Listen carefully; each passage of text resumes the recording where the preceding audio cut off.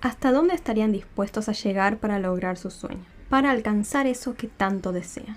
Hay quienes están dispuestos a todo, sin importar las consecuencias. Y este es el caso de la persona que veremos hoy. Una youtuber como yo o como cualquiera que puedan ver ustedes, que hizo cosas verdaderamente impensables para alcanzar la fama y el éxito en la plataforma. Mi nombre es Desiree y hoy les traigo el caso de Samantha Woolford. Nos ubicamos en Mount Pleasant, la mayor urbe en el condado de Titus, Texas. Este lugar es como una joya resplandeciente en el noreste de Texas. Aproximadamente 16.000 personas llaman hogar a esta ciudad. Pero aunque Mount Pleasant sea pequeña en tamaño, compensa con creces con la cantidad de actividades disponibles al aire libre que tiene y su diversidad cultural. En esta ciudad vivía Samantha Woolford. Ella nació el 28 de agosto de 1989, siendo la mayor de 3 hermanos. Samantha disfrutó de una infancia amorosa y tranquila junto a su familia, y conforme fue creciendo se sumergió en la era digital, siendo bastante asidua en las redes sociales desde temprana edad. A los 19 años, aún cursando la escuela secundaria, Samantha conoció a quien se convertiría en su primer novio. La relación entre ellos floreció velozmente y al poco tiempo de iniciado el noviazgo, Samantha quedó embarazada. Y no de uno, sino de 2. Eran gemelos. Así es, Samantha y su novio fueron bendecidos con 2 pequeños al mismo tiempo. Aunque la llegada de los gemelos fue inesperada y obviamente no planificada, la pareja estaba muy feliz. Sin embargo, el noviazgo entre Samantha y este joven no aguantó mucho tiempo más. Y poco después de que los gemelos vinieran al mundo, la pareja se separó. Luego, el joven y ahora exnovio de Samantha desapareció y no se hizo cargo de nada, dejando así a Samantha criando sola a sus 2 hijos. Samantha se encontró entonces en una situación sumamente difícil. Tenía 2 bocas que alimentar, apenas tenía dinero, no tenía habilidades profesionales ni un plan económico claro para salir adelante. Así empezó a transcurrir la vida de Samantha, llena de desafíos, hasta que unos meses más tarde sucedió algo inesperado. Samantha sentía que de vez en cuando merecía un pequeño lujo, así que siguiendo esa filosofía, un día decidió dirigirse a la tienda de tatuajes local. Ella ya tenía varios tatuajes y pensó que uno más no le haría daño. Mientras esperaba allí, Samantha se encontró con otro cliente, alguien que nunca había visto antes. Su nombre era Ernest Lieb Vara, pero todos lo llamaban Ernie. Tras ese encuentro inesperado, los 2 comenzaron a charlar y descubrieron que tenían muchas cosas en común. Se llevaban bastante bien. Poco después, ambos iniciaron una relación de pareja. Ernie vino al mundo el día de Navidad en 1985. Al igual que Samantha, creció en el seno de una familia cariñosa. Aunque sus padres se separaron, Ernie mantuvo contacto constante con ambos durante toda su infancia. Su familia lo describía como un joven extremadamente amable y afectuoso, siempre dispuesto a ayudar a los demás sin pensarlo 2 veces. Durante su juventud, Ernie fue un ávido lector, siempre metido entre libros. Sin embargo, a medida que fue creciendo, descubrió su verdadera pasión en los videojuegos. Pasaba largas horas inmerso en juegos como Halo, Call of Duty, World of Warcraft, entre otros. Después de terminar la escuela secundaria, Ernie decidió seguir dando clases de informática y también empezó a trabajar como carpintero. Sin embargo, todo en su vida cambió cuando conoció a Samantha. Al principio, todo marchaba bien para ambos. Aunque Samantha no trabajaba, Ernie ganaba lo suficiente para mantener a flote financieramente a los 4. Es decir, a Samantha él mismo y a los gemelos. Porque sí, Ernie se dispuso a hacerse cargo y a criar a ambos niños como suyo. Solo 3 años después, en 2011, Samantha quedó embarazada nuevamente. Esta vez con Ernie como padre. Entre los 2 dieron la bienvenida a otro par de gemelos al mundo.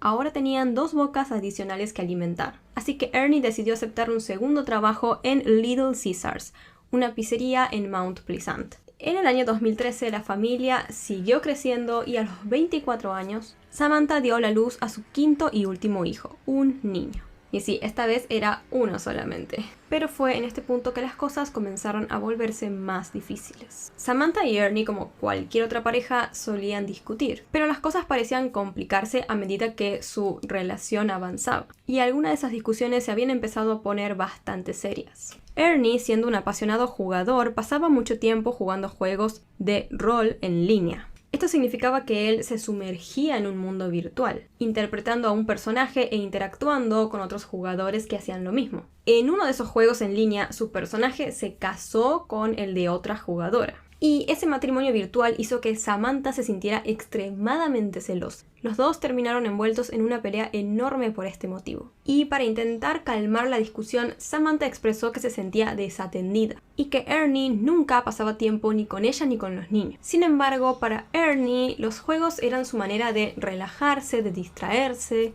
especialmente después de trabajar en 2 empleos para mantener a flote a la familia. Debido a la ausencia de Ernie y su necesidad de atención, Samantha encontró consuelo en YouTube, en donde creó el nombre de usuario SimplyManic6075. Quizás algunos se acuerden u otros no, pero hace muchos años en YouTube no existían los canales en sí, sino que existían, como en otras plataformas, los nombres de usuario. Entonces uno se hacía este tipo de nombres que no podían repetirse unos a otros. En el caso de Samantha se puso este que les comenté, que era SimplyManic6075. Al principio Samantha publicaba videos en donde comentaba sobre programas de televisión diurnos, pero con el tiempo su contenido se volvió más personal, centrándose en ella misma.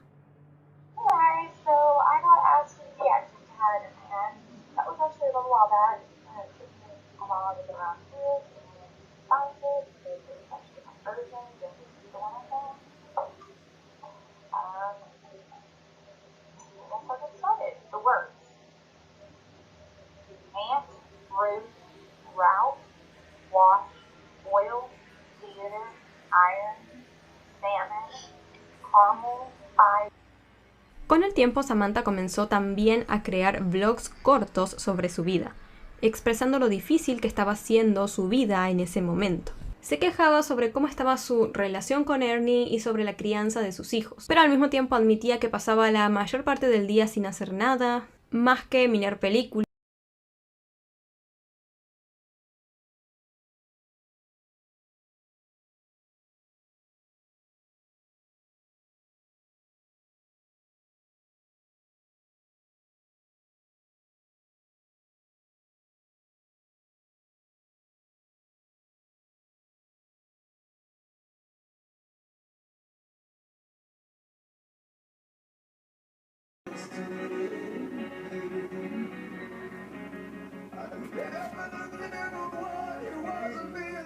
En los videos de Samantha se podía escuchar de fondo el sonido de los niños llorando o jugando. Era como una especie de banda sonora de su vida diaria. Samantha aspiraba a tener éxito en YouTube y empezó a creer que su carrera en esta plataforma iba por buen camino y que a la gente le gustaba su contenido. Sin embargo, este tipo de cosas generalmente necesitan de mucho tiempo y dedicación. Para Samantha, que ya era madre de 5 hijos, dedicarse por completo a YouTube significaba descuidar el cuidado de sus hijos y el tiempo con su esposo. Pero a Samantha no le importaba nada de esto, y a pesar de siempre haber querido ser actriz, ella se inclinó totalmente a la idea de triunfar en YouTube. Se empezó a obsesionar cada vez más con su presencia en línea, convencida de que esta era su gran oportunidad. Pero había un contraste entre su percepción de sí misma y la realidad. A pesar de su convicción de que sería famosa, sus videos extraña vez superaban las 100 visitas. Justo en este punto, la relación entre Ernie y Samantha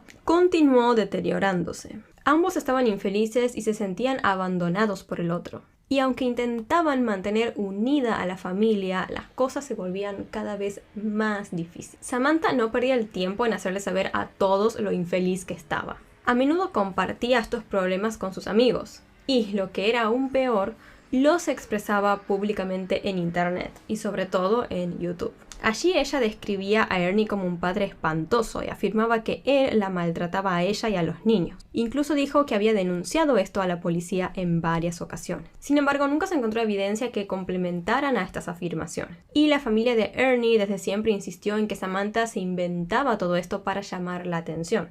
La verdad de todo esto específicamente nunca quedaría clara.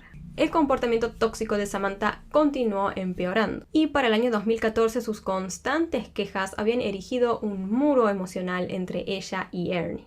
Esta división solo trajo más discusiones que los alejaba aún más, generando más estrés, negatividad y quejas. Lamentablemente, todo esto terminaría de la peor manera. En las primeras horas del 20 de febrero de 2015, la policía del condado de Titus recibió una llamada de la tía de Samantha. ¿Cuál es tu emergencia?, dijeron los del 911. Y la tía de Samantha, desesperada, les dijo: tengo un allanamiento de morada. Mi sobrina está atada. La estoy intentando desatar, decía. Su nombre es Samantha Woolford. Alguien golpeó a su esposo en la cara unas 5 veces y luego lo secuestraron. Parece que algo espantoso le ha sucedido, terminó diciendo la tía de Samantha. La policía llegó a la casa de Samantha pasadas las 2 de la mañana y la encontraron a ella allí destrozada y presa del pánico. En mitad de la noche, 3 hombres vestidos de negro entraron bruscamente a su casa. Con la misión de secuestrar a Ernie, sacaron a Samantha de la cama y la inmovilizaron en el suelo, mientras arrastraban a Ernie escaleras abajo y lo golpeaban con una pistola. Luego también llevaron a Samantha obligada a escaleras abajo, al igual que Ernie. Y una vez que ambos estuvieron en el piso de abajo, los intrusos empezaron a golpear a Ernie, asegurándose de que Samantha lo viera todo. Luego Samantha fue llevada nuevamente al piso de arriba, en donde fue atada y amordazada. Luego de que los atacantes hicieran esto, dejaron a Samantha abandonada allí y volvieron a bajar. Samantha, que había quedado sola en el piso de arriba, a partir de un momento determinado empezó a sentir que solo había un absoluto silencio en la casa. Es por eso que la mujer dedujo que los atacantes ya se habían ido. ¿Cómo pudo? Samantha se levantó y se acercó al teléfono de la casa. Sin embargo, se dio cuenta de que su pareja, Ernie, no estaba por ningún lado. Al parecer, las personas encapuchadas habían logrado llevárselo secuestrado. Samantha logró llamar a su tía, quien acudió de inmediato a la casa. Cuando ésta llegó, encontró la puerta principal destrozada y a Samantha parcialmente atada y amordazada. Una vez allí, la mujer hizo la llamada al 911 que les comenté. Samantha afirmó que no tenía ni idea de quiénes eran esos hombres enmascarados que habían entrado a su casa. Y tampoco podía definir cómo eran, porque habían estado completamente vestidos y cubiertos de negro de pies a cabeza. La policía inspeccionó minuciosamente la casa, pero se dieron cuenta de que la historia de Samantha simplemente no parecía tener sentido. Los policías se preguntaban cómo Samantha pudo haber logrado tomar el teléfono y hacer una llamada si estaba totalmente atada y amordazada antes de hacerlo, porque no es tan fácil desatarse uno mismo. Además, otra pregunta que surgió era ¿por qué Samantha llamó a su tía en lugar de llamar directamente a la policía ella misma? Por otro lado, la escena del crimen estaba plagada de inconsistencias. Había una falta general de sangre. Digo, si sucedió todo esto de los forcejeos, los golpes y demás, aunque sea una pequeña cantidad de sangre debería haber para que esta historia pudiera ser coherente. Además, ninguno de los vecinos había escuchado aquella entrada agresiva de los supuestos intrusos a la casa. Por otro lado, los 5 niños que vivían en el hogar estuvieron durmiendo toda esa noche juntos en una misma habitación, lo cual era extraño, ya que normalmente lo hacían en habitaciones diferentes. La policía empezó entonces a dudar seriamente de la historia de Samantha y la llevaron de inmediato a la comisaría para ser interrogada. A medida que profundizaban e indagaban en la historia de Samantha Woolford, ella empezó a cambiar sus declaraciones. Iba diciendo diferentes versiones de los hechos, primero mencionaba una cosa, después decía que no había sido así, que había sido de otra manera, hasta que en un momento primero dijo que ella no conocía ni pudo ver quiénes habían sido los atacantes, y en otros momentos decía que sí los conocía, y así todo el tiempo cambiaba la versión de lo que decía. Hasta que en un momento se le escapó un nombre de un sujeto, quien según ella había sido uno de los atacantes y secuestradores de Ernie. Este hombre era un sujeto llamado John. Sin embargo, Samantha no dio más información de esta persona, no dijo ni quién era, ni de dónde lo conocía, ni nada de eso. Por lo tanto, después de esta declaración, la policía se dispuso a encontrar a este hombre y determinar si verdaderamente estaba involucrado en el ataque de aquella noche. La policía no tardó en descubrir que aquel hombre se llamaba específicamente Jonathan Sanford. Él había crecido siendo un matón que se metía constantemente en problemas. De hecho, antes de los hechos, acababa de salir de prisión por agredir a su prima. Los investigadores, gracias a Jonathan, se toparon con otras 2 personas de interés. Un hombre llamado José Antonio Pon y otro de nombre Octavius Rimes. Los 3 fueron detenidos y llevados para ser interrogados. En ese momento, Samantha quiso decirle a la policía que estos 3 hombres no tenían nada que ver con el incidente. Pero pronto, un análisis forense terminó develando la verdad.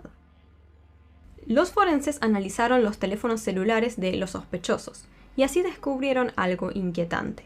Luego de que los policías llegaran a la casa del incidente después de que la tía de Samantha los llamara, Ella, es decir, la propia Samantha, le pidió permiso a uno de los policías para llamar a su madre, y el oficial se lo permitió. Luego, a las 2:30 de la mañana, ella le envió un mensaje de texto a nada más y nada menos que a Octavius Rimes, uno de los hombres detenidos. En aquel mensaje, Samantha le puso a Octavius que apagara su teléfono. Y unos minutos después le envió otro mensaje de texto en donde le dijo que mantenga a sus enemigos cerca, refiriéndose a la policía. Es decir, parecía que Samantha estaba intentando hacer que estas personas escaparan de la policía. Pero ¿por qué intentarías hacer que las personas que están involucradas en el secuestro de tu esposo escapen de la ley? Cuando se la confrontó a Samantha con esta evidencia, ella hizo todo lo posible para inventarse una buena excusa. Según ella, esa noche había tomado un medicamento que la ayudaba a dormir, el cual podía tener varios efectos secundarios, incluyendo pérdida de memoria, confusión y alucinaciones. Por lo tanto, Samantha dijo que no se acordaba de haber mandado ninguno de esos mensajes de texto. Sin embargo, Jonathan no tardó en decidir confesarle a la policía todo. Él contó que junto con José y Octavius acordaron ayudar a Samantha a deshacerse de Ernie, después de que ella les dijera a ellos que su esposo había abusado tanto de ella como de los niños. El plan inicial era intentar hacer que arrestaran a Ernie por estos delitos, pero después de reevaluar su plan, los cuatro acordaron que sería mucho más fácil simplemente asesinar. Aquella noche, Samantha les dio a sus 5 hijos una pastilla para ayudarlos a dormir. Después los escondió en una habitación apartada. Luego, junto con sus cómplices, hicieron que la puerta de entrada a la casa pareciera forzada, simulando una intrusión. Después los hombres entraron, hicieron todo el show que ya les comenté y secuestraron a Ernie. Ernie obviamente no tenía ni idea de quiénes eran estos hombres, a dónde lo llevaban o qué iban a hacer con él. Los sujetos llevaron a su víctima a un bosque alejado en el área de Crossing Camp County. Durante el viaje, Ernie les fue suplicando a sus secuestradores que no lo mataran, ni a él, ni a su esposa, ni a sus hijos. Cuando llegaron al bosque, se adentraron en él, y cuando estuvieron lo suficientemente lejos, José, uno de los secuestradores, sacó a Ernie del auto y le disparó fatalmente. Después, todos abandonaron el cuerpo de Ernie allí. Es decir, que Ernie jamás se llegó a enterar que su esposa lo había planificado todo. Él falleció creyendo que lo habían secuestrado sin saber ni siquiera el motivo y que muy posiblemente su esposa era una víctima más de estos 3 sujetos. Seguramente ni siquiera se llegó ni a imaginar que su propia esposa, que la persona que supuestamente lo amaba, había planificado, había armado todo ese show para deshacerse de él. Y el pobre todo el camino hacia el bosque estuvo asustado, obviamente, ¿quién no estaría muerto de miedo en esa situación? Pero estuvo suplicando que no le hicieran nada a su esposa. Y era quien lo había planificado absolutamente todo. Después de la confesión, Jonathan dio la ubicación exacta del cuerpo de Ernie. Y gracias a eso las autoridades pudieron hallarlo para que también su familia lograra despedirlo como era debido. Tras el descubrimiento del cuerpo, tanto Jonathan Sanford como José Pon se declararon culpables de secuestro agravado y asesinato en primer grado. Ambos obtuvieron la sentencia de 50 años de prisión. Octavius Rimes también fue declarado culpable del mismo delito y obtuvo una sentencia combinada de un total de 98 años en prisión. Finalmente, en septiembre del 2017 comenzó el juicio contra Samantha Wolf por el secuestro y asesinato de su esposo. Después de una deliberación bastante corta por parte del jurado, Samantha fue también condenada a 50 años por su participación en el secuestro. Posteriormente, en un segundo juicio por el asesinato de su esposo, Samantha fue sentenciada a 99 años más, que debería cumplir consecutivamente después de los 50 años que ya tenía por secuestro. Es decir, que básicamente va a estar toda su vida en la cárcel sin posibilidad de salir. Aunque Samantha no le quitó la vida a su esposo con sus propias manos, ella era quien había planeado todo el crimen, es decir, era la autora intelectual, y por ello los jueces decidieron darle esa severa condena. Hoy en día Samantha cumple condena en el complejo Carl Young en Dickinson, Texas. Esta es una historia verdaderamente trágica y triste. Samantha, impulsada por su deseo de tener éxito en YouTube, creyó que la pérdida de su esposo le brindaría mucha atención y simpatía. A ella no le importó para nada la vida de Ernie. Aquel hombre que desde el principio había hecho todo por ella, había aceptado a sus hijos, que trabajaba el doble para darle una buena vida a su familia y que estaba siempre para ellos. Samantha creyó que al convertirse en la pobre madre soltera, todos sentirían lástima por ella. Y esto la llevaría a tener éxito en YouTube y por lo tanto también a la fama. Sin embargo, en lugar de eso, Samantha se convirtió en todo lo contrario. Digamos que sí se hizo famosa, pero por ser una figura totalmente despreciable, que nadie ama ni aprueba. Este caso es una lección dolorosa sobre cómo las personas pueden ser consumidas por la búsqueda de la fama y la atención, a expensas de todo lo demás, incluso de la vida de sus seres queridos. Hoy en día, las redes sociales ocupan un lugar muy importante en nuestras vidas. Sin embargo, solo solemos compartir una parte de ella, generalmente en nuestros momentos felices y exitosos. Lo mismo sucede con aquellos que tienen miles o millones de seguidores, los llamados influencers. Siempre parecen tener una vida perfecta, llena de lujos, belleza y amor ideal. Pero muchas veces esto es solo una fachada. En varias ocasiones, detrás de esa imagen se ocultan oscuros secretos, que pueden salir a la luz en el peor momento y de la peor manera. Mi nombre es Desiree y hoy les traigo el caso de Courtney Clenny. Courtney Clenny nació en Texas, Estados Unidos. Desde pequeña fue muy consentida por su familia. Le cumplían todos sus caprichos y la apoyaban en todo. Courtney parecía tener un futuro brillante. Era una joven muy activa, asistía a clases de canto, baile y teatro. Con el pasar de los años, Courtney se empezó a interesar en todo el tema de la salud, en ponerse en forma y verse bien, así que empezó a asistir al gimnasio. Luego se dio cuenta de que eso podía ser más que un pasatiempo, que podría convertirse en una profesión. Así que Courtney decidió dejar la escuela, no ir a la universidad y se certificó como entrenadora personal. Con el tiempo, Courtney se interesó también por todo el mundo de las redes sociales. Ella seguía a varias famosas e influencers que siempre lucían hermosas y perfectas, como las típicas chicas, modelos o cualquier tipo de influencer que muchas veces vemos en Instagram. Courtney seguía especialmente a las mujeres que son consideradas que tienen cuerpos increíbles porque quería ser como ellas. Como ya sabemos, a muchas chicas o personas en general ver este tipo de imágenes siempre, es decir, de chicas que tienen cuerpos que para la sociedad son considerados perfectos y todo eso y que casi no tienen defectos y demás, puede traer muchos problemas de autoestima y generar inseguridades. Pero a Courtney le pasó todo lo contrario. Ella pensó, si sigo a estas personas porque se ven así, yo también podría hacerlo. Puedo subir videos y contenido mostrando mi progreso y haciendo ejercicio. Así que básicamente eso fue lo que hizo. Courtney comenzó a subir videos de sus rutinas de ejercicio. Como era entrenadora personal, también empezó a ganar medallas en competencias de fitness y levantamiento de pesas. Todo lo documentaba en fotos y videos y luego lo subía a sus redes. Como por ejemplo, una de las plataformas que más utilizaba era su propio canal de YouTube. What's up guys, today I'm going to be making 2 Q&A videos.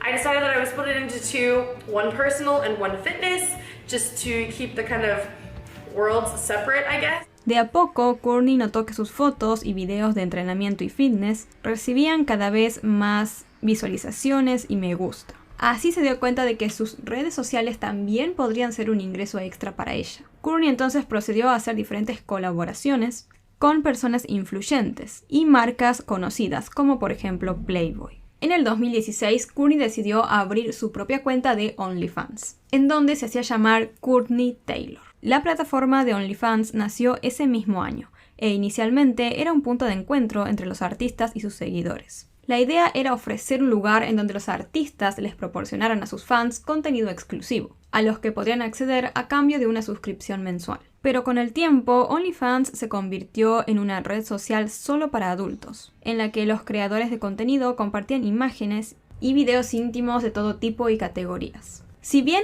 existen canales gratuitos, la plataforma mantuvo esta idea original en la parte de que para poder acceder a muchos de estos contenidos, los usuarios tienen que convertirse en fans de la persona que los publica. Para eso tienen que suscribirse al perfil y abonar una cuota mensual, cuyo importe es fijado por el creador dentro de unos márgenes de mínimos y máximos que establece la plataforma. Al poco tiempo de que Courtney se creó su OnlyFans, empezó a tener muchísimos seguidores.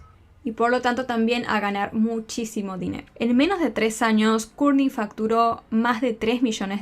Quizás muchos no lo sepan, pero toda esta industria de la intimidad, por decirlo de alguna manera, porque no puedo decir la palabra, en verdad genera muchísimo dinero. En total, de todo el año 2021, Kourtney ganó más de $1.8 millones solo de OnlyFans. Por otro lado, Kourtney acumuló más de 2 millones de seguidores en total entre las plataformas de Instagram y OnlyFans. Para este punto parecía que Kourtney tenía la vida perfecta. Tenía dinero, fama, belleza y el amor incondicional de su familia, cosas que muchas personas desean. Ahora, sabemos que la mujer puede ser completamente feliz sin necesidad de encontrar una pareja. Y así se veía Kourtney, como una mujer completa y feliz. Pero un día alguien nuevo llegó a su vida, un hombre llamado Christian Taube. Christian Taube también nació y creció en Texas, específicamente en Dallas. Desde pequeño mostró tener muchas habilidades para el fútbol americano. Pero además de ser un excelente deportista, Christian era conocido por su amabilidad. Siempre tenía una sonrisa en el rostro y estaba dispuesto a ayudar a todos. Con el tiempo, él no solo se destacó en los deportes, sino que también demostró ser muy inteligente en todo el mundo de las finanzas y las criptomonedas. Fue en ese ámbito en donde Christian empezó a ganar realmente dinero. Christian y Kourtney se conocieron en el año 2020 y desde el principio fue un amor muy pasional. Todo el mundo comentaba que ellos se habían conectado al instante. Los amigos de Kourtney le contaban que Christian era un chico fantástico, el alma de la fiesta y una persona muy buena. Les encantaba como pareja para su amiga. Vieron que muchas veces nuestros amigos suelen ver atentamente a nuestras posibles parejas o cuando recién estamos conociendo a alguien y nos dan sus opiniones, como bueno, me parece una buena persona, me parece que mejor no y esas cosas. Bueno, todos los amigos de Kourtney creían que Christian en verdad era un muy buen partido para ella. La relación entre Kourtney y Christian creció. Ambos compartían muchos de los momentos que vivían juntos en sus redes sociales. Sobre todo Kourtney, quien era la que estaba constantemente en ese mundo. Quienes conocían a Kourtney o a Christian pensaban que ellos tenían una relación idílica y perfecta. Y esto mismo creían todos sus seguidores. Pues ellos siempre se mostraban en las redes con esta imagen perfecta, enseñando que tenían dinero, fama, vivían bien y que además se amaban profundamente. Pero ya sabemos cómo son las redes sociales. Ahí siempre vemos vidas que parecen totalmente perfectas, pues casi nadie suele compartir historias de sus momentos malos, solo de los buenos o de sus logros. Y creo que en verdad todos lo hacemos. Bueno, al menos yo no comparto mis momentos malos, o sea, capaz que puedo compartir posteos hablando sobre temas de ansiedad y ese tipo de cosas que siento que son muy útiles, pero no es como que subo en las historias cada vez que estoy viviendo un momento malo. No sé si ustedes lo hacen. Y esta idea de generar siempre una imagen positiva y feliz es aún más común y exagerado en las cuentas de los influencers, quienes tienen incluso el deber, por decirlo de alguna manera, de mostrarse así de perfectos y felices, pues gracias a esa imagen muchas marcas quieren trabajar con ellos. Sabemos que esto puede generar ansiedad e incluso depresión en muchas personas, al ver que la vida de todos parece perfecta. Pero como estuvimos hablando, la realidad es que las redes sociales a menudo están muy alejadas de la verdad. Y la vida de Kourtney Cleaney no era la excepción. Ella ocultaba muchos secretos detrás de sus fotos perfectas. Por un lado, Kourtney tenía varias dificultades individuales, pues lidiaba con problemas con el alcohol y de otras sustancias que ya saben que no puedo mencionar. En el año 2020, ella fue detenida por chocar su auto contra otro. Tras este incidente, cuando los oficiales de policía revisaron su camioneta, encontraron una botella abierta y bastante consumida de tequila, lo que significaba que Kourtney al parecer había estado bebiendo mucho ese día antes de manejar. Luego, el estudio de alcohol en sangre reveló que Kourtney tenía 3 veces más del límite permitido para conducir. Por otro lado, la verdad era que Kourtney y Christian estaban muy lejos de ser la pareja perfecta que aparentaban en sus redes sociales. Tenían muchas discusiones y en varios aspectos no se llevaban bien. Tenían también muchos comportamientos celosos. En términos generales podríamos decir que compartían un vínculo bastante tóxico. Luego del choque que les comenté, Christian se convirtió en el asistente personal de Kourtney. La idea era poder mantenerse más cerca de ella, cuidarla y ayudarla a manejar su dinero y su trabajo. Pero a medida que pasaba el tiempo, Courtney demostraba ser cada vez más celosa. En cada ocasión que salían juntos o con amigos, ella por cualquier motivo le hacía problemas a Christian, al punto que sus amigos llegaron a decir que lo único que escuchaban en sus salidas eran los gritos de Courtney. Poco a poco, de esta forma, Courtney fue alejando a Christian de todos sus amigos, ya que lo quería solo para ella. Por otra parte, el problema de alcohol de Courtney se fue haciendo cada vez más evidente. Y también los problemas en la relación entre ella y Christian, que ya incluían celos, empezaron a manifestarse en forma de violencia física. Y esto se vio de forma mucho más clara en julio del año 2020. Ese día la policía fue llamada al edificio donde vivían Courtney y Toby en Las Vegas. Supuestamente los vecinos habían escuchado una pelea entre ellos que parecía haberse puesto muy violenta. Cuando la policía llegó, lo primero que hicieron fue intentar hablar con Courtney. Ella les dijo que no se acordaba por qué había comenzado la pelea y que no tenía memoria de nada de lo que había sucedido. Después de esto, la policía por si acaso decidió arrestarla y la tuvieron detenida más o menos por unas 8 o 12 horas esa noche. Pero finalmente Courtney fue liberada y no se presentaron ningún tipo de cargos. Tras este evento, Christian y Courtney decidieron mudarse. Querían vivir en una ciudad más animada y vibrante, por lo que optaron por Miami. Como muchos sabrán, Miami es conocida por ser una ciudad enérgica y llena de vida. Tiene una vida nocturna muy activa con numerosos clubes, bares y restaurantes, que nunca duermen. Además, es un imán para personas adineradas y famosas, atraídas por su clima cálido, playas hermosas y oportunidades de entretenimiento sin fin. En enero de 2022, cuando la pareja se mudó a Miami, no eligieron cualquier casa o departamento. Optaron por vivir en un edificio que se conoce por ser muy costoso. Según dicen, un alquiler de un piso en este edificio de Miami cuesta aproximadamente $10,000 al mes. Es un departamento con 3 dormitorios y 3 baños. Bastante grande, sí. Pero $10,000 al mes, chicos. O sea, hay gente en Latinoamérica que cobra eso con suerte trabajando un año entero. Esto para que se den un poco la idea de lo lujoso que era el lugar. Pero vivir en la atractiva ciudad de Miami no ayudó a Courtney y Christian con su relación, pues la misma fue empeorando cada vez más y más, hasta llegar al punto en el que literalmente vivían peleando. Incluso hubo una ocasión en la que Courtney se molestó tanto que decidió lanzar todas las cosas de Christian por el balcón de su lujoso departamento en Miami. También hay ciertos videos, que obviamente no se los puedo poner, en donde se ve a Courtney gritándole a Christian en uno de los ascensores del mismo edificio. Algunas personas dijeron que parece que Christian estaba riéndose en estos videos. Así que no sabemos si estas actitudes eran parte como de la dinámica de la relación entre ellos, o si quizás él consideraba esto como algo normal.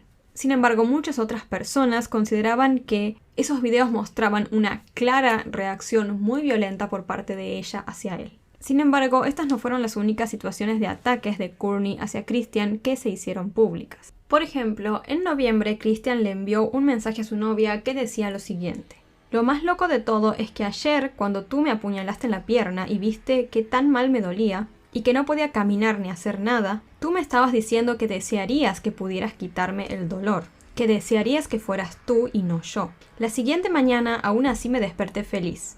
Aún así te di un buen día, aunque mi pierna estuviese doliendo porque mi novia me apuñaló. Así que ahora me estás diciendo que tú no puedes hacer lo mismo al día siguiente. Y decir, lo que sea que haya pasado la noche anterior, hoy es un nuevo día. Porque eso es lo que hago por vos. Me desperté feliz, te llevé a Las Vegas y manejé de vuelta. Te ayudé con las fotos, bebí contigo para que tuvieras un buen día. Y yo estoy haciendo todo esto mientras mi pierna me duele muchísimo.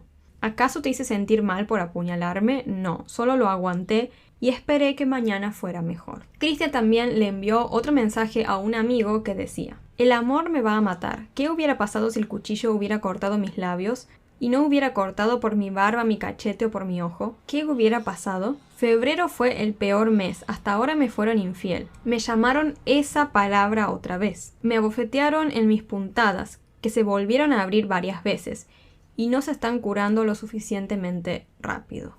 En varias ocasiones la policía fue llamada al departamento de la pareja porque los vecinos seguían escuchando peleas muy fuertes entre ellos. Y no solo los vecinos del piso de arriba o de abajo o de los lados eran los que escuchaban, sino también personas que vivían 2 pisos arriba de ellos llegaron a llamar a la policía. Así que en parte bien por los vecinos, ya que muchas veces algunas personas cuando escuchan este tipo de situaciones deciden no involucrarse. Y en varias ocasiones también esta decisión de no involucrarse puede hacer que la situación termine bastante mal. El día 2 de abril de 2022 parecía que Courtney y Christian estaban teniendo problemas nuevamente y una discusión que se estaba volviendo violenta. Al principio ella fue a hablar con el guardia de seguridad del edificio y le dijo que la pelea se había originado porque ella había sacado a pasear a los perros y que Christian la había seguido.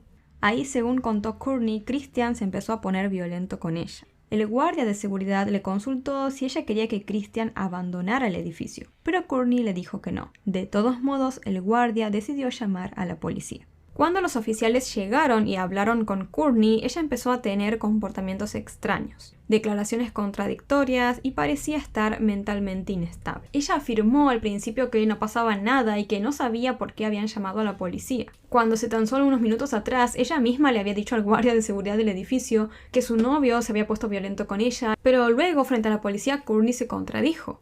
Ella afirmó que sí quería que Christian se fuera de la propiedad, contradiciéndose con lo que le había dicho al guardia de seguridad tan solo unos minutos antes, cuando le expresó que no deseaba que Christian se fuera del edificio. I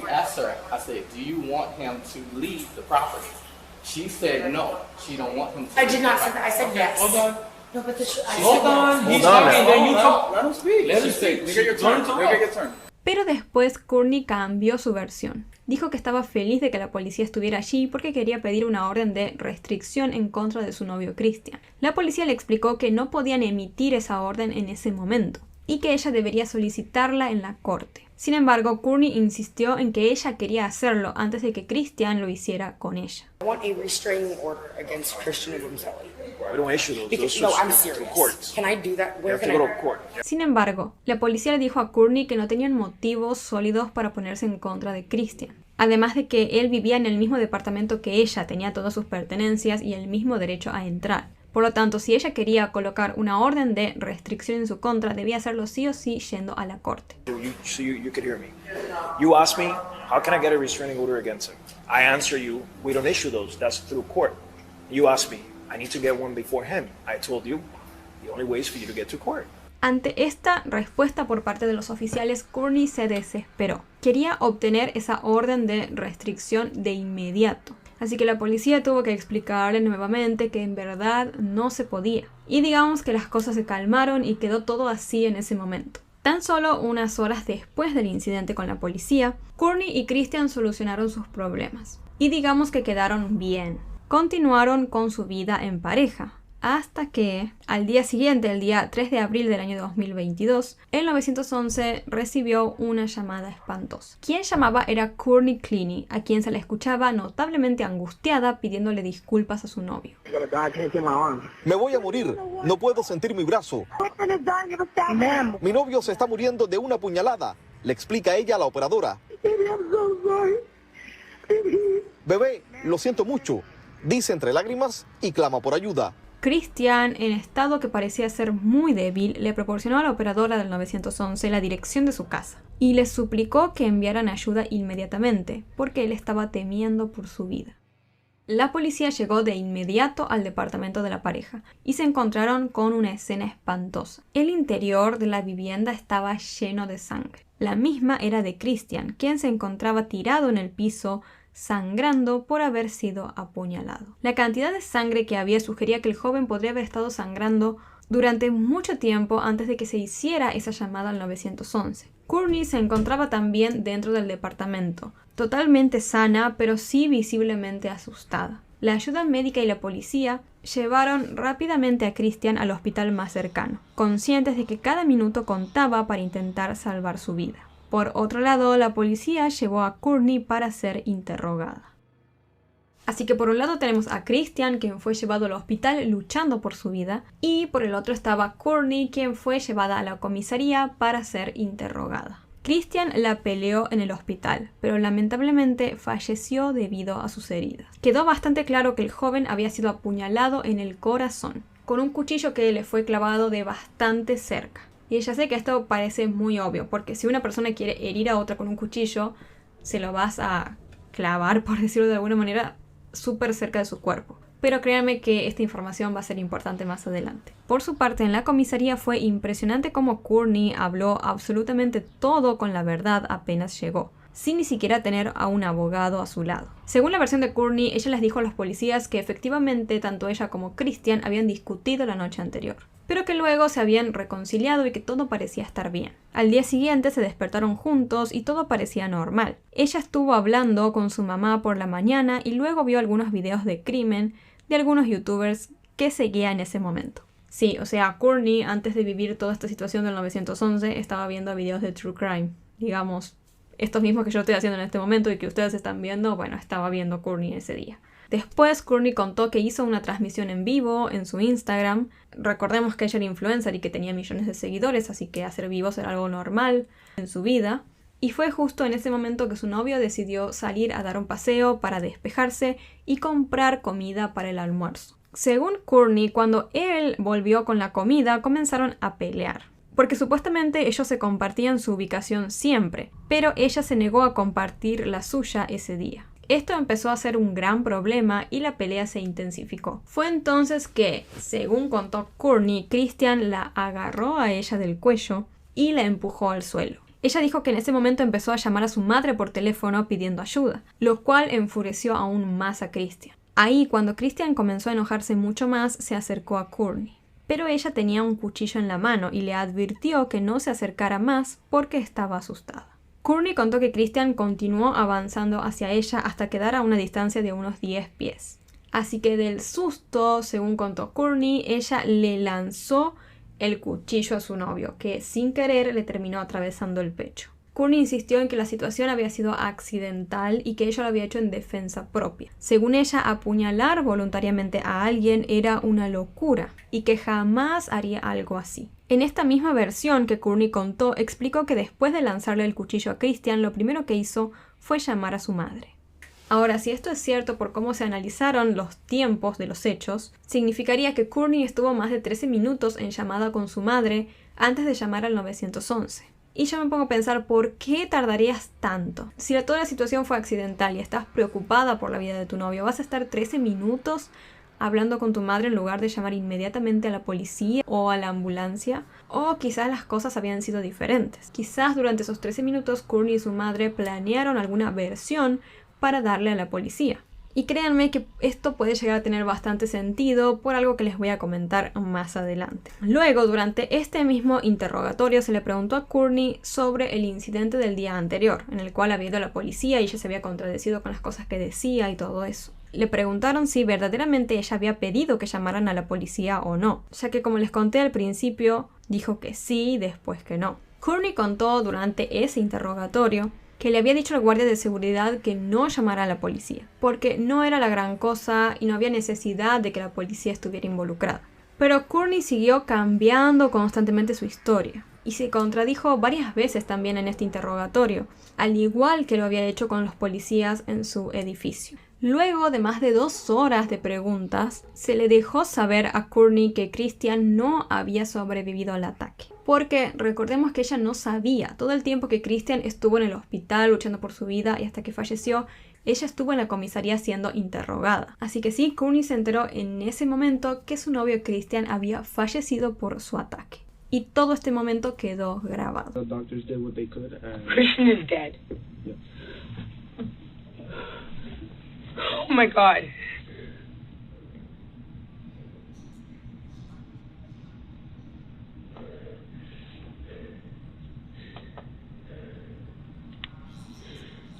This is not real, right? Okay. No, there's no fucking way.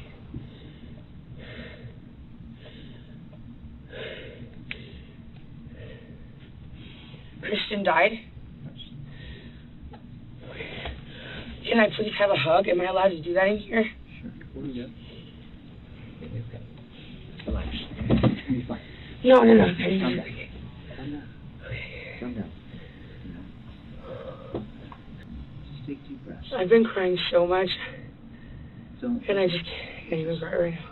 Por su parte, la madre de Christian se enteró de la muerte de su hijo de la peor manera. Ella no sabía nada de lo que había sucedido, y de la nada la llamaron del hospital para preguntarle si aún estaba dispuesta a donar los órganos de su hijo. Fue así como se enteró del fallecimiento de Christian, ya que hasta ese momento nadie más, ni la policía, ni los investigadores, ni nadie había hablado con ella al respecto. Ella no tenía ni idea de que Christian había sido apuñalado, que había sido llevado al hospital, ni nada.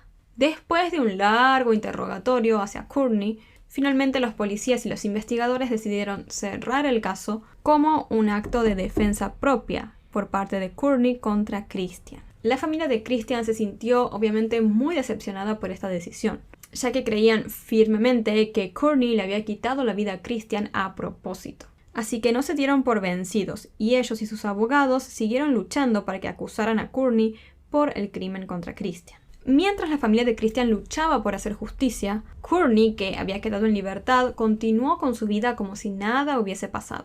Siguió bebiendo, organizando fiestas y bailando como si todo estuviera normal. Meses después del hecho, la joven compró una casa y transfirió más de $1 millón a la cuenta de su padre. Además, aumentó su consumo de alcohol, a veces de manera mucho más intensa que antes. Algunas personas decían que quizás ella lo hacía para intentar borrar un poco el recuerdo de lo que había sucedido. Sin embargo, después de varios meses de llevar esta vida, en agosto del año 2022, mientras estaba en Hawái, Courtney fue arrestada finalmente por el cargo de asesinato de su novio Christian. De esta manera, la influencer quedó en prisión preventiva en espera de su juicio, en el Centro Correccional Turner Guilford Night. Se esperaba que el juicio tuviera lugar en agosto de 2023 y se creía que sería público y posiblemente transmitido en la televisión. Los fiscales dijeron que Christian y Courtney tenían una relación volátil y etiquetaron al joven como víctima de violencia doméstica, mientras que la defensa de Courtney argumentó que el apuñalamiento fue un acto de defensa propia dentro de una relación abusiva. Todo este caso captó rápidamente la atención del público, especialmente por la prominencia de Courtney en las redes sociales, y se terminó convirtiendo en un asunto de interés global. Las miradas de todo el mundo empezaron a estar atentas en cómo se llevaba a cabo el proceso judicial. Meses después, los padres de Courtney, Kim y Deborah Cleaney, fueron arrestados y acusados de haber poseído y utilizado una computadora portátil que al parecer le pertenecía a Christian, la víctima. Luego, Courtney también fue acusada por este mismo cargo.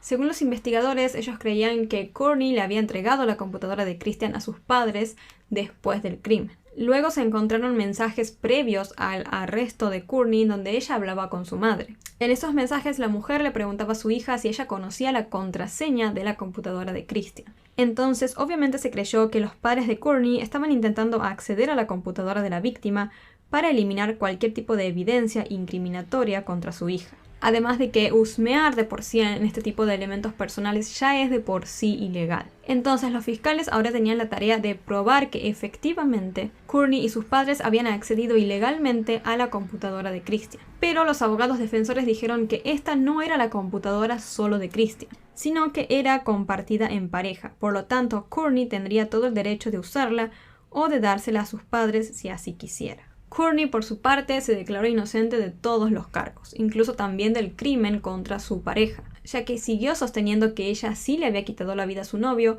pero que lo había hecho por defensa propia. Su abogado mencionó que la pareja tenía una relación tumultuosa y que Christian era abusivo con su novia de manera regular. El abogado defensor incluso también dijo que Christian había sido presuntamente agredido sexualmente por su padre cuando era niño. Sin embargo, los fiscales como que le pararon el carro para que dejara de hablar, diciéndole que eso no tenía nada que ver con el juicio por el crimen. Luego se viralizó un video de una de las audiencias en la que le hicieron escuchar a Courtney aquella espantosa llamada al 911 que hicieron ella y su novio el día de los hechos. La influencer, al escuchar esta llamada, se puso a llorar y todo esto también quedó grabado. Mientras este martes, Courtney Cleaney, la modelo acusada de asesinar a su novio, lloraba en corte al escuchar su llamada al 911 la noche del crimen. Al menos podemos decir que Courtney demostró tener sentimientos, digo, no ser totalmente fría ante la situación, aunque claramente no sabemos si esto pudo haber estado actuado o no. Más tarde, los abogados de Courtney solicitaron que el cuerpo de Christian fuera exhumado y analizado por un segundo médico forense. con la esperanza de que de esta manera se pudiera demostrar que Courtney se estaba defendiendo al momento de atacar a su novio. Las pruebas demostrarán en este caso que ella fue acosada y engañada, dijo el abogado defensor. Y eso es algo que saldrá a la luz y demostrará que Courtney es la víctima aquí, finalizó. Sin embargo, esta solicitud terminó siendo retirada por el equipo de Courtney, ya que reconocieron que no era práctico exhumar el cuerpo de Christian, que estaba enterrado en Texas, cuando el juicio se estaba llevando a cabo en Florida. La familia de Christian también, y lógicamente, se opuso a esta idea. Su abogado dijo que sería echar sal en la herida para una familia que ya estaba en duelo. Ahora, este juicio hoy en día aún se continúa llevando a cabo. Están saliendo noticias constantemente, así que si para el momento en el cual suba este video hay algún tipo de actualización importante, se la voy a estar dejando en un comentario fija. El caso de Courtney Cleany nos demostró, como mencioné en la introducción, que los oscuros secretos pueden salir a la luz en el peor momento y de la peor manera.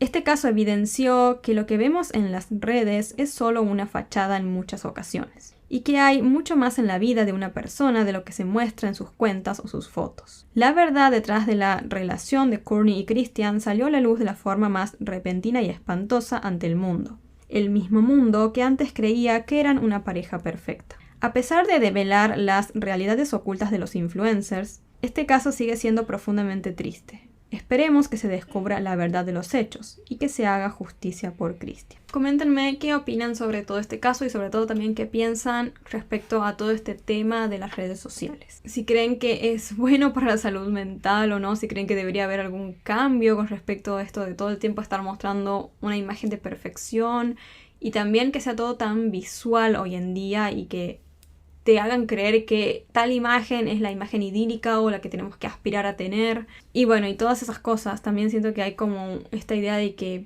hay que vivir y hacer muchas cosas muy rápido, porque uno al estar en las redes todo el tiempo está recibiendo estímulos y viendo cosas de personas que hacen esto, que hacen aquello, que se van para aquí, que se van para allá, y eso también termina generando mucha ansiedad en las personas. Y bueno, todo ese tipo de cosas. Obviamente que las redes sociales tienen muchísimas cosas positivas, obvio, pero bueno, creo que como todo en la vida, cuando tienes muchas cosas positivas también hay muchas cosas malas. Y creo que bueno, si el mundo al menos no va a cambiar y va a seguir pasando todo esto de que las personas van a querer siempre estar mostrando imágenes perfectas y vidas perfectas y generando una idea de una imagen que uno tiene que llegar a ser o llegar a tener sí o sí, al menos creo que el trabajo lo tenemos que hacer nosotros mismos e intentar que nos afecte lo menos posible. En el sentido de entender que justamente eso no es más que una imagen, que hay mucho más en la vida de las personas, además de lo que solamente muestran en sus fotos. Y nada, evitar que nos generen ansiedades, inseguridades, o que nos lleven a hacer cosas que quizás no queremos hacer solamente porque pensamos que tenemos que llegar a algo. Y todo ese tipo de cosas que al fin y al cabo nos terminan dañando en vano, porque justamente como les digo, muchas veces no es más que una simple imagen y nada más. La familia Rebelo vivía en Perth, Australia. Estaba compuesta por Colleen Rebelo, de 58 años, y sus 4 hijos adultos, Monique, Fabián, Julián y André. 2 de ellos ya se habían mudado de la casa familiar, pero Fabián y Monique todavía vivían con su madre. Colleen era descrita por ser una madre amorosa, muy querida por sus hijos, amigos y compañeros de trabajo. Y había tenido en verdad una vida un poco complicada, pues se divorció muy rápido de su esposo, quien la dejó criando sola a todos sus hijos durante muchos años. Y aunque su vida no estaba siendo fácil literalmente, Colleen hizo todo lo posible para estar siempre presente para sus hijos. Ella nunca permitió que las dificultades la detuvieran. Tras su divorcio, simplemente se enfocó en construir un futuro mejor para ella y su familia. Durante años, Colleen trabajó en cafeterías y clubes nocturnos. Después estudió en la universidad y logró recibirse, logrando así conseguir un puesto de trabajo diferente en un departamento de salud. Además de ser una mujer inteligente y trabajadora, Colleen se preocupaba mucho por su salud, especialmente porque padecía la enfermedad de Hashimoto, un trastorno autoinmune que afecta a la glándula tiroides. A pesar de ello, la mujer llevaba un estilo de vida bastante saludable y se mantenía muy activa. Sus amigos y familiares la describen como una persona enérgica y llena de vida. Como les conté, Colleen tenía 4 hijos. Fabián tenía 19 años, era un joven tranquilo que trabajaba en un supermercado. Luego estaba su hijo mayor Julián, quien en ese momento vivía lejos de Perth. Por otro lado, su hija Monique estuvo mucho tiempo viviendo fuera, pero luego decidió regresar temporalmente a la casa familiar mientras estudiaba para convertirse en paramédica. Y por último estaba André, y él tiene una historia de vida un poco más complicada. Pero para entender mejor quién era y cuál fue su papel en toda esta historia, primero debemos conocer a su expareja, una mujer llamada Gracie. Gracie y André se conocieron a través del exnovio de ella, y después comenzaron a hablar por Instagram. Para el año 2015 ya eran una pareja, y 5 años después, en 2020, se casaron y tuvieron un hijo. Ellos vivían a pocos kilómetros de la casa de Colleen, básicamente la casa familiar, también en Perth, Australia. Gracie era una influencer y modelo. Su cuenta de Instagram superaba el 1.000.000 de seguidores, donde compartía fotos de modelaje y patrocinios de marcas. En YouTube, Gracie también tenía una comunidad considerable, con más de 300.000 suscriptores. André, por otro lado, se dedicaba al trading de criptomonedas, o al menos eso intentaba. Él se veía a sí mismo como un experto en inversiones, alguien capaz de en verdad prever el comportamiento del mercado y ganar grandes sumas de dinero con facilidad. Sin embargo, la realidad era muy diferente. Sus inversiones no solo no daban frutos, sino que terminaba acumulando más pérdidas que ganancias. Como muchos sabrán, el trading es una actividad muy difícil que requiere de muchísimo tiempo. No es algo que se logre de la noche a la mañana, incluso algunas personas jamás lo logran, porque hacer trading básicamente va como en contra de la naturaleza humana de por sí. Hay que tener muy buen manejo de las emociones, del estrés, además de tener conocimientos del mercado, básicamente de análisis y demás. Entonces suele ser algo que se vende como fácil, pero no es para nada fácil y requiere muchos años, tiempo y esfuerzo. André, por más de que la realidad le mostraba otra cosa, él insistía en que era un inversionista exitoso. Pero Gracie era en verdad la real fuente de ingresos en la relación de ellos dos. Así, mientras ella trabajaba con marcas y ganaba dinero a través de las redes sociales, André intentaba ayudar en lo que podía mientras seguía con su fallido intento de ser trader de criptomonedas. Como Gracie estaba metida en las redes sociales, solían documentar su vida juntos cada tanto. En un video de abril de 2020, la pareja mostró su lujosa casa con una enorme chimenea decorativa, muebles costosos, adornos opulentos y un elegante Range Rover blanco en la cochera. En esos blogs del día a día, Gracie también solía compartir contenido, por ejemplo, de viajes, comidas que hacía y esas cosas. El hijo que tenía la pareja, Romeo, también solía aparecer en los videos, pero siempre como en segundo plano, digamos. André sí aparecía en los videos, pero tampoco era tan protagonista. Digamos que en realidad el centro de la atención era Gracie.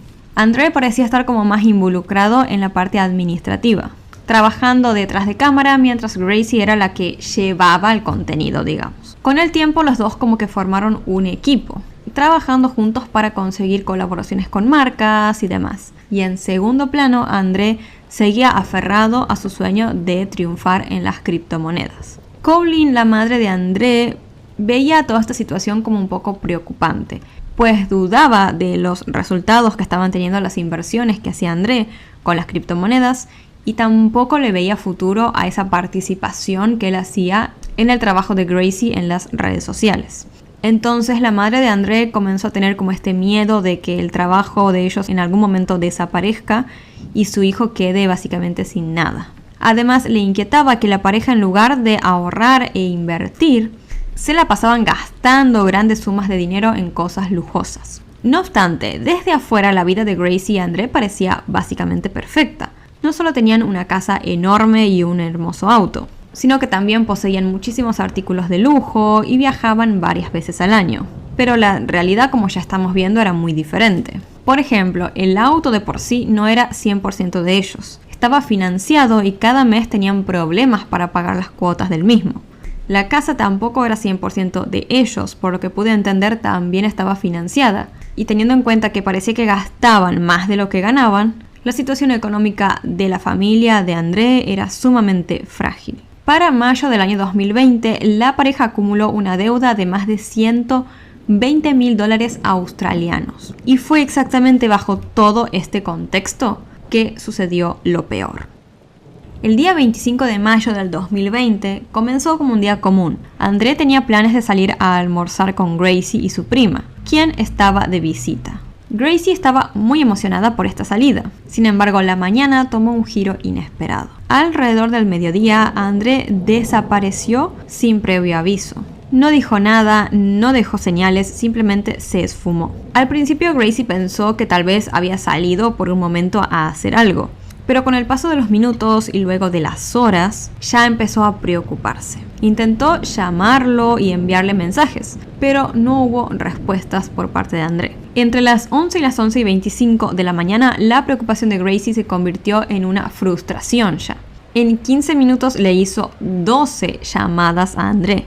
Y tras no recibir respuestas, le envió una serie de mensajes. Uno de ellos decía: contesta el teléfono, ¿dónde estás? Pero André seguía sin responder. Y a medida que el tiempo pasaba, los mensajes por parte de Gracie se volvían cada vez más desesperados. ¿No tienes teléfono? ¿Qué te pasa?, le dijo en un siguiente mensaje. Y al ver que tampoco tenía respuesta a la paciencia de la mujer llegó a su límite y le escribió a André: contesta de una vez, por el amor de Dios. Y finalmente su último mensaje ya reflejaba un odio absoluto y le dijo: estoy furiosa contigo, estoy tan enojada. Pero así las horas seguían pasando y André no aparecía. Gracie no podía entender cómo su esposo había desaparecido así sin dejar ninguna explicación. Claramente algo muy malo había sucedido. Aquel día temprano, Fabián, el otro hijo de Colleen y hermano de André, había salido temprano para trabajar en el supermercado. Su mamá, como siempre, lo había llevado. La madre también solía buscarlo a la salida del trabajo a Fabián, pero a la hora de salida, a las 2 de la tarde, la mujer no apareció. Fabián intentó llamarla varias veces, pero no contestaba. Preocupado, entonces, el joven decidió regresar caminando a casa. Al llegar y entrar, escuchó que la ducha estaba corriendo en el baño de su madre. La llamó en voz alta desde atrás de la puerta, pero no obtuvo respuesta. Fabián entonces golpeó la puerta del baño varias veces, también sin recibir respuesta por parte de su madre del otro lado. Entonces, en ese momento, Fabián tomó la polémica decisión de entrar al baño, básicamente. Cuando abrió la puerta, el joven se topó con una escena que creo que nadie quisiera vivir. Se encontró con su madre inmóvil y desplomada en el suelo del baño. Fabián llamó de inmediato a emergencias y mientras tanto trató de hacerle reanimación cardiopulmonar a su madre, pero lamentablemente no obtuvo resultados, digamos. Cuando llegaron los paramédicos, ya confirmaron oficialmente que Colleen estaba muerta. En un principio todo apuntaba a una muerte natural, pero con el paso de las semanas empezaron a surgir algunas señales extrañas, cosas que no cerraban y que iban a revelar una historia mucho más turbia de lo que parecía.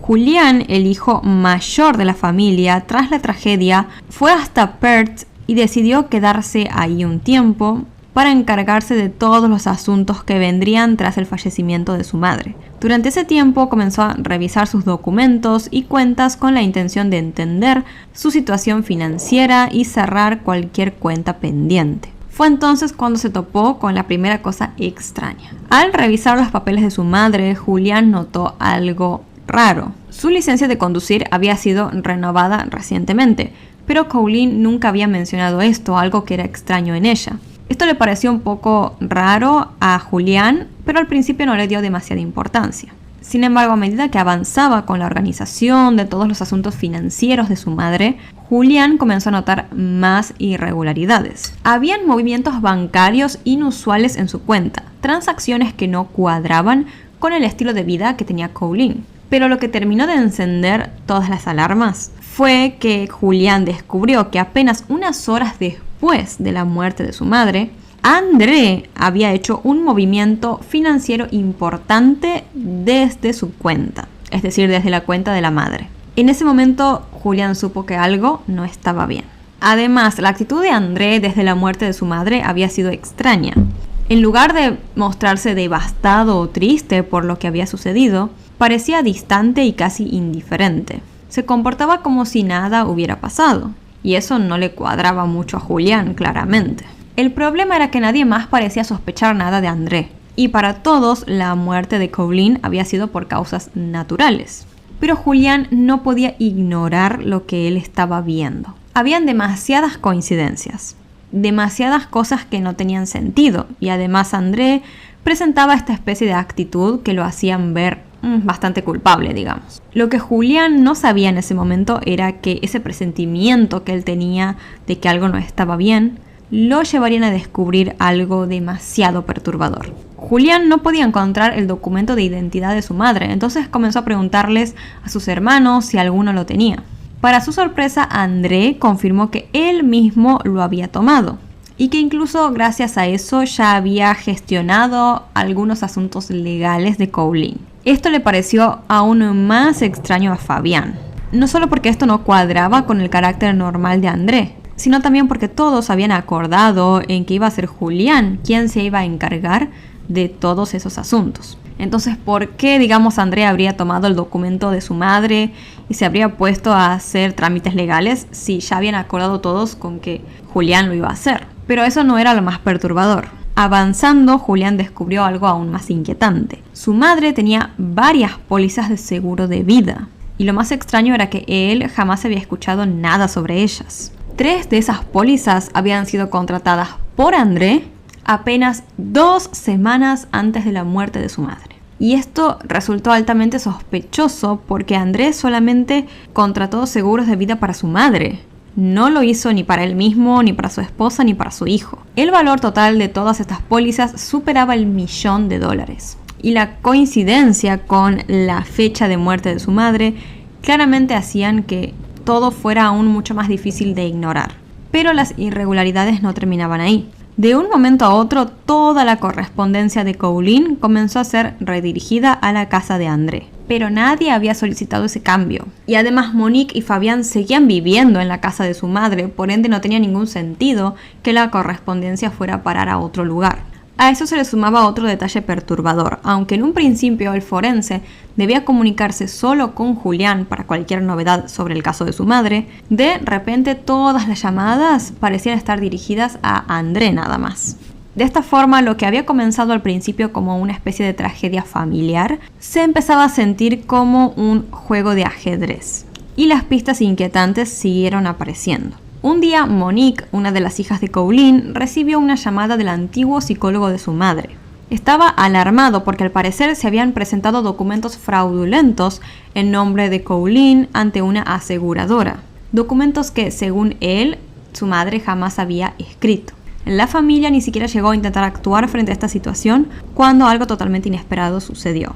Una de las compañías de seguros detectó varias inconsistencias en los documentos presentados y, sospechando de que se trataba de un fraude, contactaron directamente a la policía de Australia Occidental. Y así, 5 meses después de la muerte de Colleen, la investigación tomó un giro inesperado. Los 4 hermanos fueron llamados a declarar ante la policía mientras las autoridades obtenían órdenes de registro para 2 propiedades, la casa de Colleen y la de Gracie y André. Es así como después de investigar dentro de la casa de André, se reveló algo muy perturbador. Él no solo había falsificado certificados médicos de su madre, sino que también había modificado su testamento y el informe forense. André, gracias a esta falsificación, se había convertido en el único beneficiario de toda la herencia de su madre. Pero con todo esto que habían encontrado en la casa, los detectives claramente ya tenían suficiente evidencia, tanta que procedieron a arrestar a André bajo cargos de fraude. Monique, Fabián y Julián, sus hermanos, quedaron totalmente devastados. No solo sentían que André los había traicionado, sino que también ahora tenían que enfrentarse a la espantosa pregunta de ¿y si André no solamente cometió fraude, sino que de alguna manera es responsable de la muerte de nuestra madre? A pesar de las graves acusaciones, André terminó siendo liberado bajo fianza mientras los detectives reunían más pruebas. Y lo que la policía terminó encontrando después fue muchísimo peor. Tras obtener una orden judicial, la policía instaló un micrófono en la habitación de Gracie y una cámara en la sala de estar. Desde ese momento los oficiales monitorearon todos los movimientos de la pareja, es decir, de Gracie y de André, las 24 horas del día. Durante ese tiempo, las grabaciones revelaron varias confesiones de fraude por parte de André, pero también dejaron en claro que Gracie, su esposa, no tenía ni idea de nada de lo que estaba sucediendo, por ende no estaba involucrada en ninguno de los delitos. No obstante, no se hizo nada de forma inmediata. André continuó con su vida como si nada hubiera sucedido. Durante los años siguientes siguió con Gracie.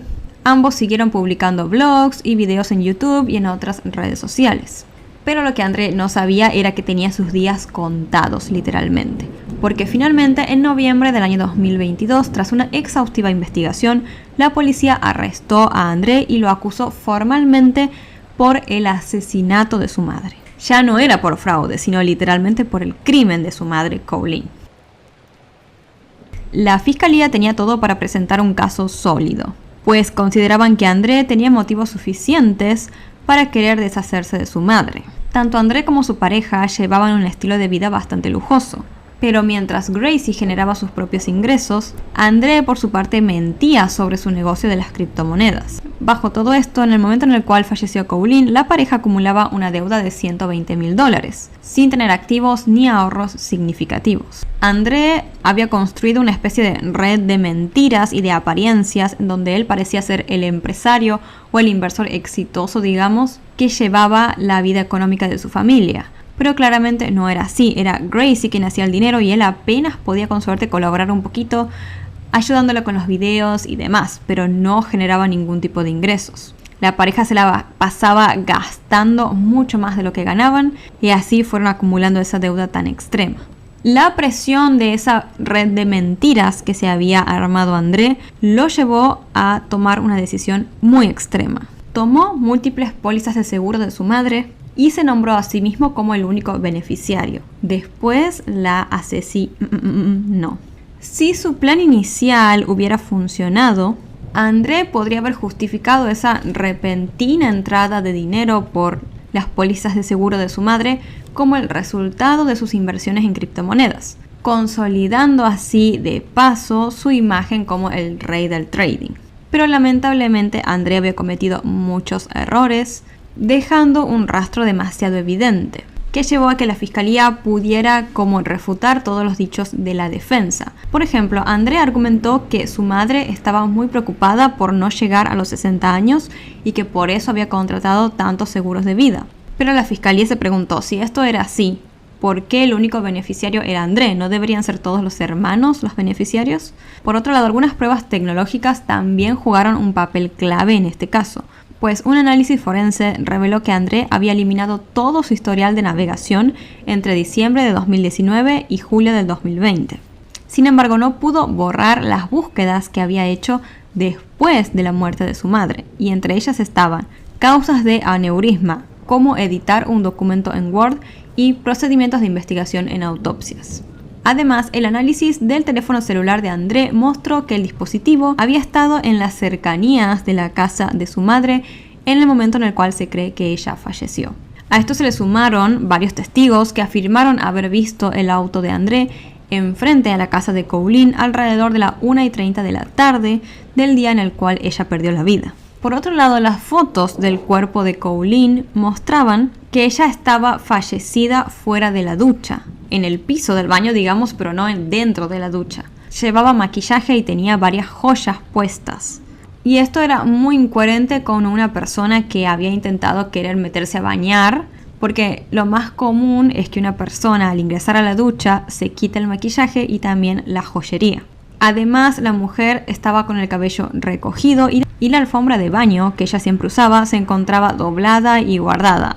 Básicamente era simular una especie de fallecimiento en una escena muy mal armada. El equipo de defensa de André intentó argumentar que Colleen pudo haber fallecido por un problema cardíaco o un aneurisma cerebral, como para justificar una muerte natural. Pero jamás se llegó a determinar la causa exacta de muerte, y esto hizo que el caso se volviera bastante complejo, obligando al jurado a basarse casi por completo en pruebas circunstanciales. Las deliberaciones comenzaron el día 3 de diciembre del año 2024 y apenas 2 días después el jurado volvió con un veredicto unánime. André fue declarado culpable del asesinato de su madre. Como resultado, lo más probable es que le den una sentencia de cadena perpetua o alguna que lo haga pasar claramente muchísimos años en la cárcel. Pero aún no se sabe cuál será la sentencia definitiva porque la misma se va a dictar algún día de este mes de abril del 2025.